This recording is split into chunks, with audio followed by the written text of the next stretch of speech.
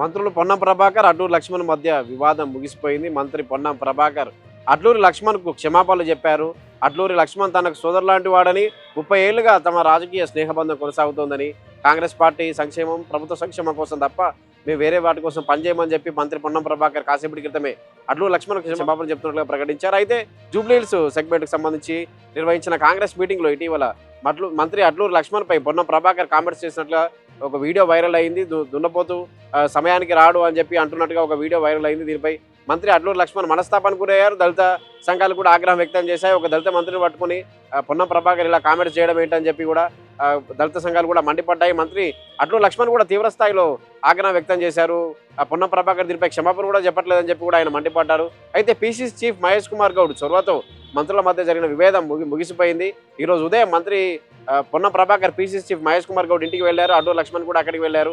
అయితే ఈ 2 రోజుల నుంచి జరుగుతున్న పరిణామాలన్నిటిపై మంత్రి పొన్నం ప్రభాకర్ క్షమాపణలు చెప్పారు. తాను ఏ మాట అనలేదని, తాను అన్న మాటకు కూడా క్షమాపణ చెప్తున్నట్లుగా మంత్రి పొన్నం ప్రభాకర్ చెప్పుకొచ్చారు. అడ్లూరి లక్ష్మణ్ తనకు వ్యక్తిగతంగా దగ్గర వ్యక్తి అని, తాను ఎలాంటి మాట అనలేదని, కానీ మీడియాలో వచ్చిన కథనాలను చూసి అడ్లూరి లక్ష్మణ్ మనస్తాపానికి గురయ్యారని, అందుకే తాను క్షమాపణ చెప్తున్నట్లుగా పొన్నం ప్రభాకర్ తెలిపారు. దీంతో ఇద్దరి మధ్య ఉన్న విభేదాలు ముగిసిపోయింది.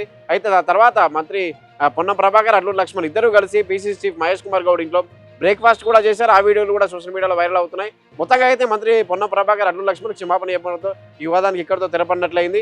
అయితే జూబ్లీహిల్స్ సెగ్మెంట్లో నిర్వహించిన సమావేశంలో చేసిన ఈ కామెంట్స్ వైరల్ కావడంతో అడ్లూరి లక్ష్మణ్ ఆగ్రహం వ్యక్తం చేశారు. పిసిసి చీఫ్ మహేష్ కుమార్ గౌడ్ చొరవ తీసుకుని ఇద్దరి మధ్య వివాదం సమసిపోయేలా చూశారు. ఈరోజు ఉదయం మహేష్ కుమార్ గౌడ్ ఇంటికి వెళ్ళిన పొన్నం ప్రభాకర్ అక్కడే క్షమాపణలు చెప్పారు.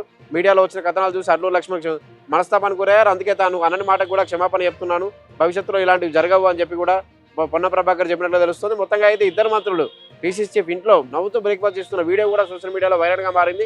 ఈ వివాదం ఇక్కడితో ముగిసిపోయింది. మంత్రి పొన్నం ప్రభాకర్ క్షమాపణ చెప్పడంతో ఈ వివాదానికి ఇక్కడితో బ్రేక్ పడినట్లయింది. జరిగినటువంటి ఒక అపోహ వాటన్నిటి పట్ల నేను ఆ మాట అనకపోయినప్పటికీ దానికి పత్రికలో స్వీకరించినటువంటి ప్రకారంగా కొంత తన బాధపడినటువంటి మాటకు నేను క్షమాపణ కోరుతా ఉన్నా. ఎక్కడ కూడా అటువంటి ఆలోచన లేదు. నాకు అటువంటి ఆ ఒరవడిలో నేను పెరగలేదు. కాంగ్రెస్ పార్టీ నాకు ఆ సంస్కృతిలో నేర్పలేదు. కాబట్టి నేను తప్పకుండా ఈరోజు తెలంగాణలో కానీ దేశంలో రాహుల్ గాంధీ గారు సామాజిక న్యాయం కోసం పోరాడే సందర్భంలో వ్యక్తిగతమైన అంశాలన్నీ పక్కన ఉంచి కాంగ్రెస్ పార్టీ సామాజిక న్యాయానికి జరిగే దాని లోపల ఒక బలహీన వర్గాల బిడ్డగా ఈ రోజు తెలంగాణ రేవంత్ రెడ్డి గారి నాయకత్వంలో, పిసిసి అధ్యక్షుడు మహేష్ కుమార్ గౌడ్ గారి నాయకత్వంలో, రాహుల్ గాంధీ గారి సూచన మేరకు ఏదైతే 42% రిజర్వేషన్ పోరాటం జరుగుతుందో సామాజిక న్యాయం, నిన్న ఉదాహరణకు బీజేపీ అధ్యక్షుడు కూడా మాట్లాడే సందర్భం లోపల 84% వర్గానికి వ్యతిరేకంగా మాట్లాడద్దనే మాట చెప్తున్నాం తప్ప మేమంతా ఐక్యంగా కాంగ్రెస్ పార్టీ రేపు భవిష్యత్తులో రాహుల్ గాంధీ గారి నాయకత్వంలో పనిచేసే వాళ్ళని తప్ప ఇంకోటి కాదు. లక్ష్మణ్ కుమార్ గారు వ్యక్తిగతంగా బాధ కలిగి ఉంటే మాదిక సమాజంలో మేము అంతా కలిసి పెరిగినటువంటి వాళ్ళమే కరీంనగర్ టౌన్లో. కాబట్టి అటువంటి ఎక్కడ కూడా ఆ అపోహ ఉండద్దు అనేటువంటి మాట నేను మరొకసారి ప్రత్యేకించి విజ్ఞప్తి చేస్తాను.